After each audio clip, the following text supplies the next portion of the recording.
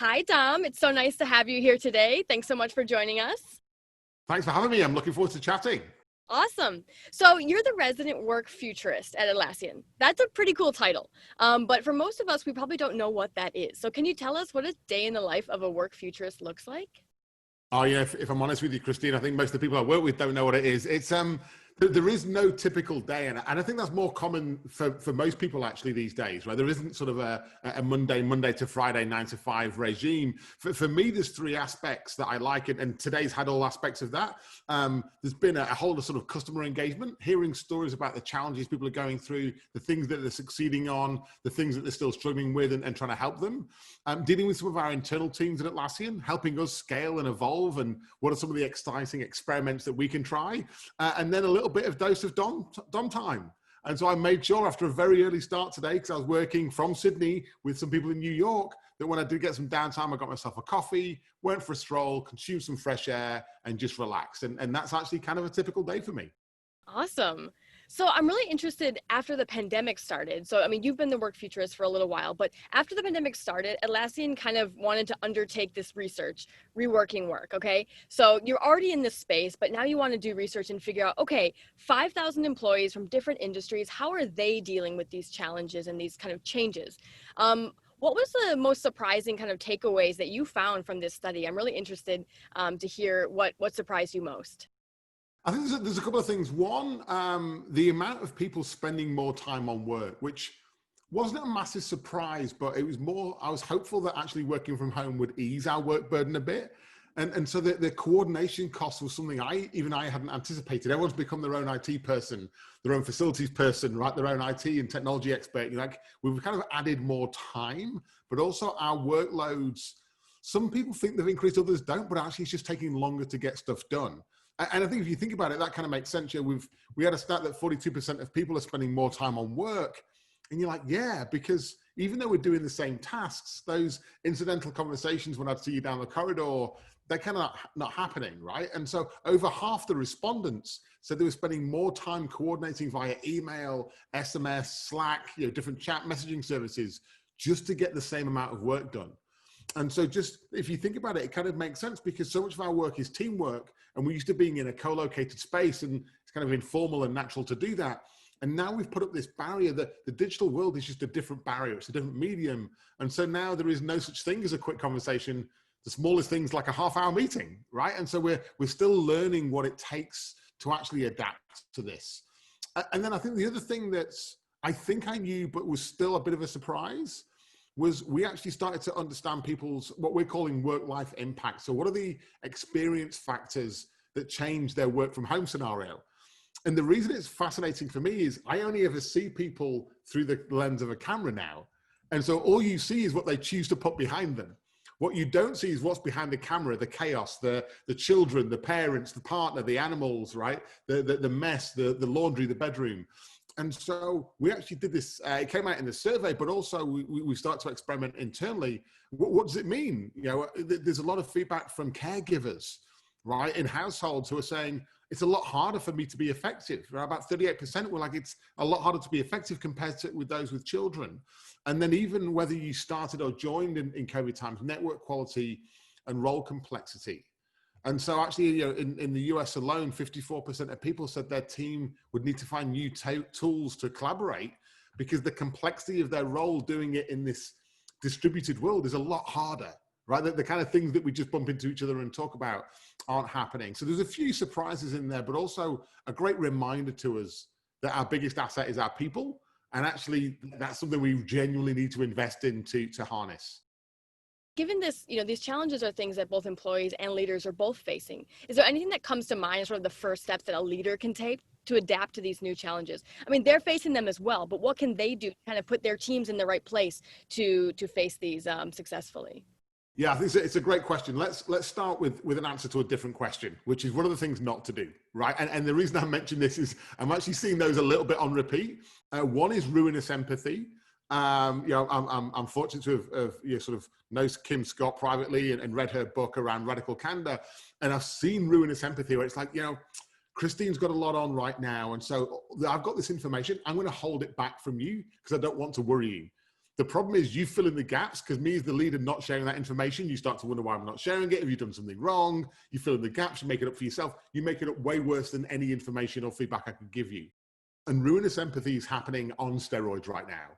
People are buffering from each other to try and help them. Actually, it's making things worse. I think the best leaders I'm seeing right now are demonstrating a couple of qualities. One is the vulnerability to talk about their own situation. Like, it's not great. Here's the upside. Here's the downside. Here's what I'm struggling with. And then the empathy to ask meaningful questions. Like, I actually saw this with one of the leaders I work with the other day. We're having a meeting, and he just sort of sat there and said, right, everyone, out of 5, how's your home life and how's work life? Go. Right, we scored it out of 5, and then we sort of just chatted, like, what can I do to, someone said, like, I'm a 3. It's like, cool, what can I do to get you to a 4? Is there anything I can do? And it's like, first of all, empathy in asking people, and then secondly, action in saying, well, is there anything I can do to help? What can I do to help? And these don't seem like work conversations to a lot of leaders, but they are, right? Because if your biggest asset is your people, you have to find a way of connecting with them meaningfully. And I don't think anyone's thriving in this COVID experiment, right? There's no one high-fiving going, this is my perfect dream world. So just that small step can go an awful long way in building a meaningful connection with your people. And I think every leader has the potential to do that, because it doesn't cost anything. There's no business case. There's no approval. It's not about title or role. It's just about caring for the people around you. Right. On the topic of vulnerability, I think it's easy to say, oh, just be more open with your people, or, be more authentic. But maybe, it's not natural to all of us to maybe do that, or maybe you haven't done that in the past. Do you have any concrete steps that you could take if this isn't natural for you to kind of, take that first step forward in being a more vulnerable leader? Yeah, I love that you've kind of confronted the elephant in the room there, because the reality is so many leaders just say the word vulnerable a lot. They're like, vulnerable, and you're like, actually, there's a reverse correlation. And the more you say it, the less you do it. And so it's like, well, how can we actually demonstrate? How can we build the practice of vulnerability? One of the techniques we've been using in Atlassian, and I've been using personally myself, is called the 4 L's. I do it every 90 days on myself as a leader. And I ask myself, on the previous 90 days, what's the thing that I've done that I've loved? What's the thing that I've done that I've loathed? What's the thing that I've longed for? I wish I was doing, but I'm not. And then what's the thing that I've learned? What's the experiment I ran on myself? And whether it worked or not, doesn't matter. What's the thing I learned from that? Sometimes I do that exercise with a coffee or a tea.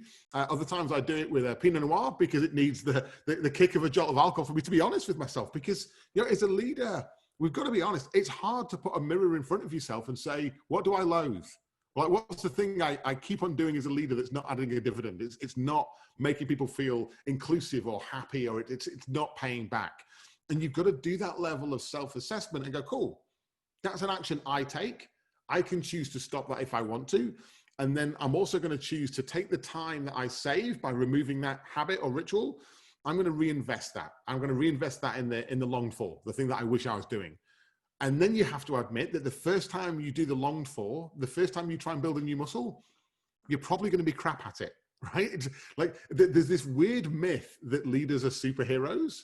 Like, you get to a certain level and you get the car parking space and you get the nice office and you get a superhero cape. And therefore you have to be right all the time. And it's not true. Like, as a leader, I don't think I talk about decision-making percentages. I don't think I make a higher percentage of decisions, right? I think what happens is the decisions have got more complex. I'm probably about 50-50 on success and failure, right? But they're getting harder and harder. And you're like, cool. Well, if you accept that not everything's going to go right, let's start with that attitude, right? Let's start with that approach. So the 4 L's is one that's enabled me to kind of share with my peers and my friends and my colleagues, like, here's the thing that I love. It's probably my superpower. I'd love to do more of it. Own that, right? That's vulnerable in itself, saying, here's something I'm really good at. Will you give me permission to do more? Here's the thing that I loathe. Can you hold me accountable for stopping it?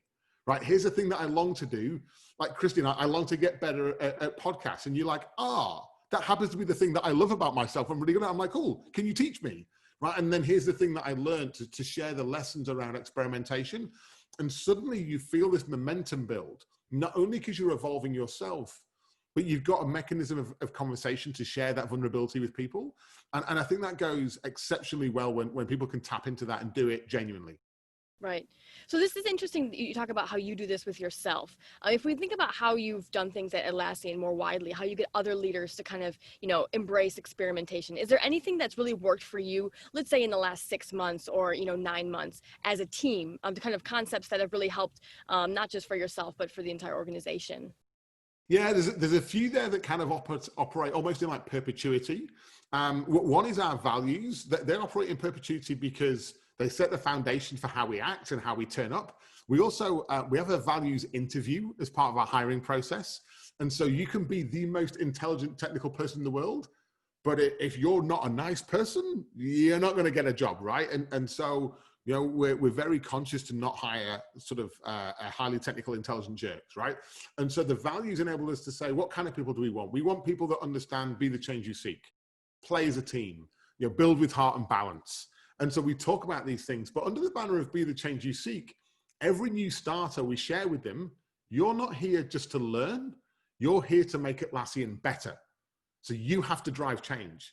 And it's an amazing mindset shift of moving people from going, Atlassian, great place to work, I just want to work there and learn, to go, no, you're here to change it. You're here to make it better. Like, you're not the average, you need to be better than the average. So getting those values in place really helps.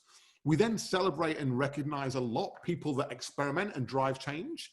So we have this wonderfully simple system called kudos. So Christine, you're doing an amazing job for me right now. I go online, go kudos, put your name in. I know that you love white wines, a bottle of Chardonnay, and I send a note and I pick the value that you've lived. Christine's done an amazing job at Play as a Team. Here's how she's contributed, and you get called out for your contribution. So we've elevated recognition of like, how do we celebrate the positive behaviors? And then I think we just have an amazing sort of culture around storytelling. And we tell as many stories of success and failures, and this is at all levels, the junior to senior, left to right, up and down, people of all shapes and sizes, customs, cultures, backgrounds, it doesn't matter. It's this safe space to say, here's the experiment that we run in our team, here's the hypothesis we had, here's what we assumed, and we got it wrong, and here's what we learned, and we're not going to do it again. And by the way, the reason we're sharing the lesson learned is so you don't make the same mistake. Just those elements suddenly elevate, and they make the lesson learned, the citizen, the thing that you aspire to, not the success or failure. And so once you make sure that people are learning along the way, experimentation just becomes the norm, and the more you celebrate it, the better you become. And in COVID times, that has been a superpower for us. Like, having that muscle already has made us feel way more adaptable and nimble than I think people even realize. Do you think there was a difference in sort of how you had these kind of ideas before COVID, and now you're fully remote? Was there anything different that you did because you were completely distributed compared to where maybe you were a hybrid team before, some in offices and some remote? Yeah, I mean, we've had some really good remote practices. Since we acquired Trello a few years ago, I think our sort of IQ and EQ on remoteness got a lot better. I think Atlassian probably before that was a tad bit arrogant. We probably thought we were good at remote work. And then we acquired Trello and they've been built that way. And we're like, oh, we can learn a lot from you. And we did learn a lot from Michael Pryor and his team there. One simple example, that they have this model, which is if one person dials in, everyone dials in. I remember the first time I was in a meeting, I'm like, but 5 of us are in Sydney, so it's fine. Like, we can just get a meeting room. And they're like, no, if one person dials in, we all dial in. So it's a level playing field. And I was like, oh, you don't need empathy then. When you have a level playing field, you're all having the same experience. You don't actually need to waste any energy on empathy. I was like, that's genius. That was a bit weird and clunky at first. And then you're like, oh, it makes sense. So the leadership team that I'm a part of, for 3 years, we've been doing our meetings fully remote, even though 5 of us are in Sydney. We all go to, like, if we are in the same office, we all go to different meeting rooms, right? These little 1-person pods, and we dial in separately because some people are remote. And so that muscle we already had. Where we've pushed the button on experimentation, which I'm enjoying right now, is really challenging ourselves. How much can we make asynchronous? And so a quick example, we rolled out our strategy. We run our year from sort of July to June. And as we were documenting our strategy for the next financial year, as a group of leaders, we documented those as videos. We saved time in people's calendars, but we said, here's everything to watch, both pages and tables and documents and background information and videos. We think it'll take X amount of hours. We've saved that time, but you can watch these whenever you want. And it was fascinating because before that, we would naturally pick a time that worked for San Francisco, kind of tough for New York, really good for Sydney. So Sydney morning, San Francisco afternoon, kind of late at night for New York, but no one in India can dial in. No one in Europe can dial in because it's the middle of the night. And so like, oh, it's fine, just watch the recording. And you're like, hang on, that was a two-tier system. Like the people in these locations got it live, everyone else got it recorded and played back. You're like, ooh. And it didn't feel hard for me because I was in the live group. I'm like, it's fine for everyone. And you're like, yeah, it's not, is it? And so we're pushing way more of our meetings, formats, communications to be asynchronous and getting better at documenting them and storytelling. And then that means that people can consume them in a time that works for them, not just a time that works for us. So asynchronous is one really great way to make sure you're sort of remote first. So I've heard the rumor that you've actually chosen as an organization to go the hybrid model. Is that correct? Yes, in the near future? this is correct. So that's arguably one of the harder kind of office structures. You have half people at home, half the people, it's difficult. So what are you doing right now to sort of pave the way for that? I mean, you're going to have challenges, you're going to have, difficulties, but is there anything you're doing now to sort of make yourselves more ready for this hybrid model? I was hoping you'd have the answer, Christine. You've not, have you? I don't have the answer. Look, there's a few truths that we know, and you hit on one of them. It's going to be a damn sight more complex than a singular model, right? If we just said everyone stay working from home, that would be way easy to manage because it's the same for everyone. Let me first of all explain the rationale as to why we've gone hybrid. This was confirmed in the survey results externally. We also felt this from our survey results internally. We do regular pulse surveys with our employees. And we also already had a hypothesis that the time of like one size fits all has gone. And actually what we're seeing is the need for mass personalization, where people are like, hey, I'm Christine, here's my unique situation. Well, I'm Dom, here's my situation. So the idea of having a singular policy that works for everyone when you've got 5,000 people, that singular policies don't scream of flexibility or diversity or inclusion. They scream of, here's one way of doing it and we're going to force it on you. And that just doesn't sit right with us, right? It doesn't sit right with our ambitions around teamwork, our ambitions around building a sense of belonging and inclusion. So like, okay, what does that mean then? Well, it probably means we need multiple spaces to work in. I imagine some people will want to work in an office. Some might want to work at a customer site. Some might want to work from home, a co-working space, the kitchen, a friend's house, who knows? And so the challenge that we're setting ourselves is, how can we be place agnostic and purely focus on how we work? And if you think about it, historically, the two have been glued together, right? The way you worked and how you worked, we made the same thing. There's your desk. Yeah, here's your Wi-Fi connection. There's your machine. And the two were connected. And that's just a legacy and baggage from the production line. But there's over 1 billion knowledge workers out there in the world that aren't on a production line. And so the idea of saying 9 to 5, Monday to Friday, Christine, there's your desk, it just doesn't fit with those people. Or even if it does, it doesn't have to. So what we're trying to detach is that connection and say, right, let's double down on how we work and let's make how we work inclusive so it doesn't actually matter where you are. And so yes, in the future, I'm going to be on Zoom calls, but my work mates that happen to choose to be in an office somewhere, they're going to have a very similar experience to me, right? They're just going to bump into a few Atlassians when they go and grab their coffee, and I go downstairs for my coffee and I bump into a few people in my local area. It may be that I do 1 day a week from the office or 2 days or 5 days. It actually doesn't matter. It's about finding the mix that works for you and your team and the company and doing it that way around. And so it is more complex. I do occasionally have sleepless nights trying to work out how we avoid two-tier systems, both of inclusivity, performance, perception, productivity.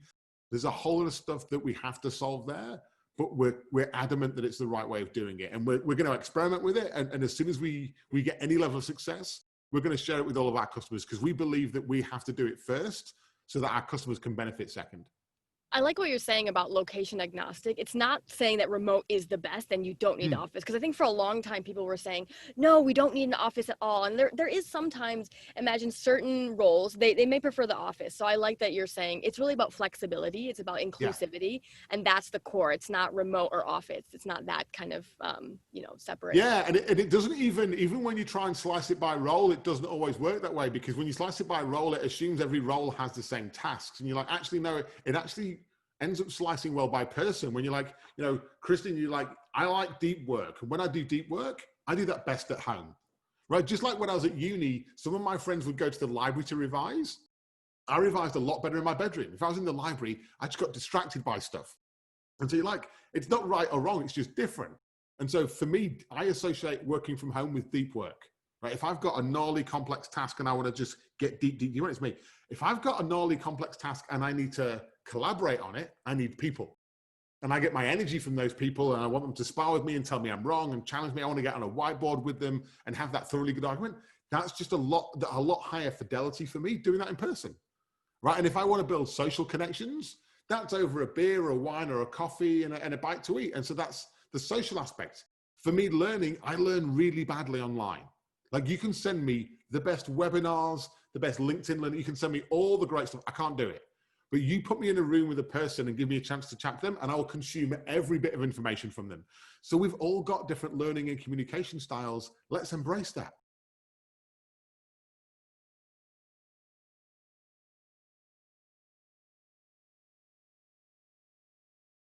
Yeah.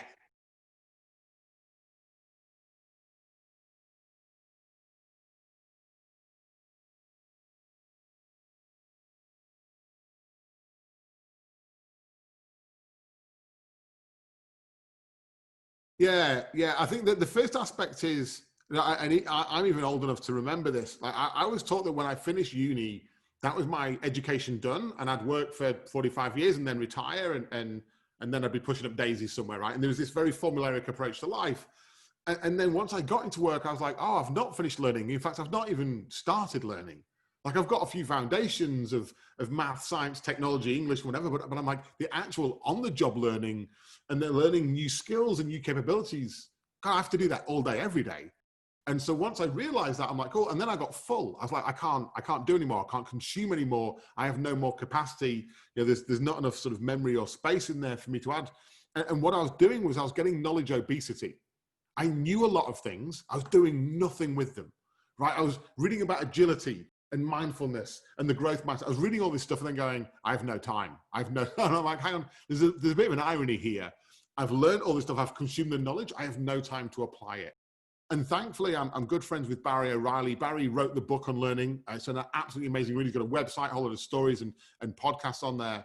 And when I saw the concept, I'm like, yeah. Like, if you imagine us as a bucket, the bucket's full, you've got to take something out before you put something in. And so learning is just this practice of saying, what got you here won't get you there, wherever there is, wherever the next thing is. So how do you pay homage to the past? How do you learn from it? But how do you ensure that you're not anchored in the past? How do you find ways of ridding yourself of historical knowledge, rituals, habits, things that aren't going to pay a dividend anymore? Release those, thank them. We often talk about having celebrations for things of the past, even having a wake for them, right? And you celebrate them and you go, cool, now that's gone. Right, let's focus on the future. Blank piece of paper. What does the future look like? What are the principles, philosophies that we care about, and how do we build for the future? And that just gives you that space and time and freedom to genuinely lean into it. And it's where you see at a business level, incumbent businesses just can't innovate, right? It's those incumbent businesses going, but we've made so much money doing it this way. Surely it's going to last, right? It's the Blockbusters to Netflix story. It's like, but we're so good at this, surely. And then someone else comes along who doesn't have the constraints of your ways of working, starts with a blank piece of paper and invents the new version. And that's why so many companies find it hard to innovate from within, right? And to disrupt themselves. And that's something that we are adamant about at Atlassian. We reinvent ourselves regularly.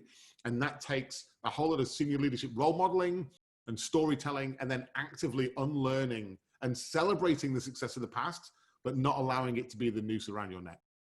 I really like the idea of, like you said, almost having a wake for something to kind of mourn it, move on. Are there any other like exercises or things that you would say, you know, if you as a leader are struggling to sort of get the team to move on, because it's sort of the comfort space of like, this is how we've done things. It's been working for us. Anything that comes to mind that may be helpful to leaders who are facing this and really want to have some concrete ways to help that unlearning process? Yeah, there's two that we've been using on mass that just pay huge results for us. One is called the Leadership Health Monitor. And we landed on what we believe are 8 attributes of a healthy leadership team. We've documented those. If you Google it, and I'll share the link with you to put in the show notes, anyone can use it. It's free. You don't need to sign up. You don't need to pay. And we've got probably 500 plus teams across Atlassian globally. Probably 30, 40 leadership teams in there. And all these leadership teams have access to this health monitor. And it's as simple as standing or sitting around as a team. We often do it on Zoom or Trello or any other technology. And we read out the attribute of a healthy team, and then we vote. Thumb up, thumb sideways or thumb down, right? And everyone votes, right? And no one speaks. We do it silently. So you vote first, speak second, and that avoids groupthink. It avoids the leader going, we're doing really well at this, aren't we? And everyone going, yes, yes, Dominic, like, we're not. So everyone votes, then we discuss, what did you see? Everyone sees the world through a different lens. What did you see that made you vote that way? And then as a team, which one area do we want to focus on getting better at? And then how, like, what we've got a whole lot of plays that we've documented that help you improve. And we found even teams that have got all of our A players in still struggle. You know, they haven't got a huge amount of time. They're distracted. They've got multiple projects, lots of stuff on. We assume everyone thinks the same as us. We fill in the gaps when someone doesn't, and we rationalize why. And so that's a great leveler to just go, how are we as a team? How are we working together? What areas should we improve on? And what it saves the leader doing is trying to sell the vision, right? You don't have to say to people, like, here's this big sales pitch on why we need to change. You get them to self-assess and go, oh, yeah, no, we're not great at this. We could be better. Here's the thing we could do to change. And you're like, hallelujah. It's kind of leading the horse to water, right? You've actually got to let them go on the journey and get there.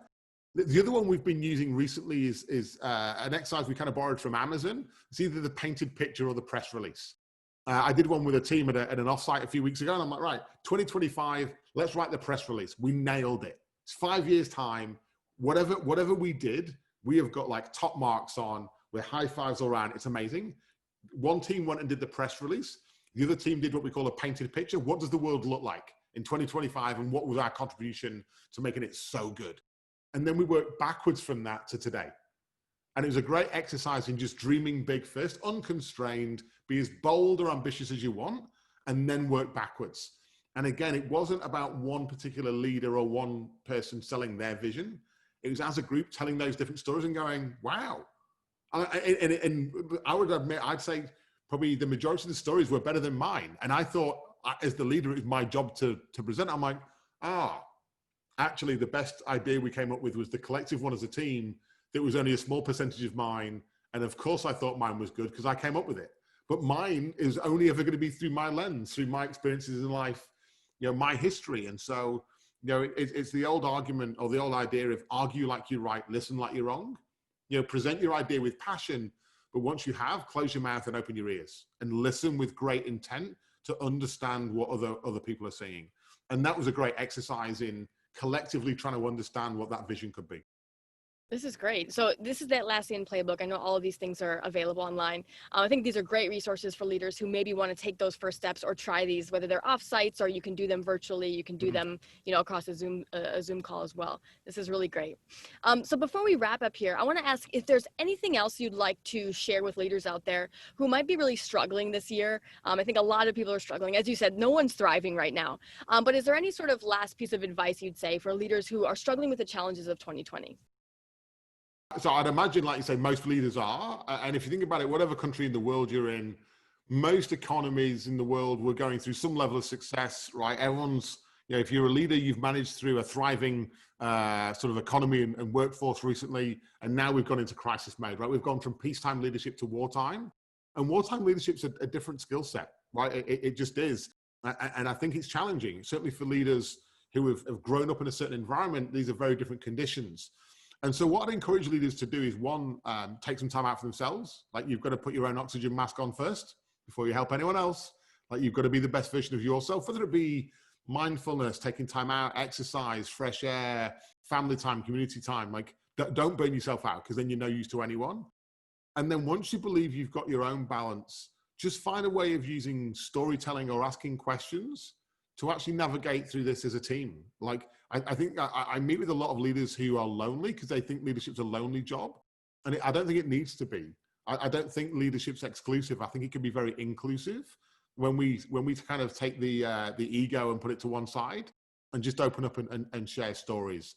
And leaders that do that genuinely become a force multiplier in their organizations. They don't think about process and management and control. They think about influence, and they think about people, and they think about inspiration. And it's a very different mindset. And the leaders I see doing that are actually helping their teams navigate out of this crisis, this wartime, and building a new peacetime that's different from the past, right? They've acknowledged it, they've paid homage to it, but they're not holding their breath waiting for the old normal to return. They're getting on with building a new, better normal, and they're embracing that uncertainty, right? They're not hiding from the uncertainty. They're just going, it's uncertain. It's messed up right now. It is. Let's move on, right? What can we do rather than what can't we do? And I think when you combine those mindsets of looking after yourself first and then realizing that leadership doesn't need to be a lonely sport, eventually you realize that we're all in this together. And I genuinely believe we can build a better future. Admittedly, we're going through a terrible experiment right now, but I believe that the lessons we can learn from this and the things that we can apply will build a better future than the past than we had before. Absolutely. That's a great note to end on. So before we conclude, I have a few fun questions for you, Dom. Awesome. Not that this hasn't been fun the whole time, but I was going to say, yeah. a few faster questions. Okay. So these are quick responses. Just tell me the first thing that comes to mind. Easy. All right. Are you ready? Born ready. Okay. What did you want to be when you grew up, when you were young? Just a businessman. I remember telling my grandparents, I was like, I want to be a businessman. That's the most generic answer, but I mean, it kind of, you sort of are. I mean, work futurist, yeah, kind businessman, Yeah. Okay. Are you a dog or a cat person? Dog. Okay. We can be friends. Yes. I'm a dog mom of 2, so Easy. for sure. What was the last gift you gave someone?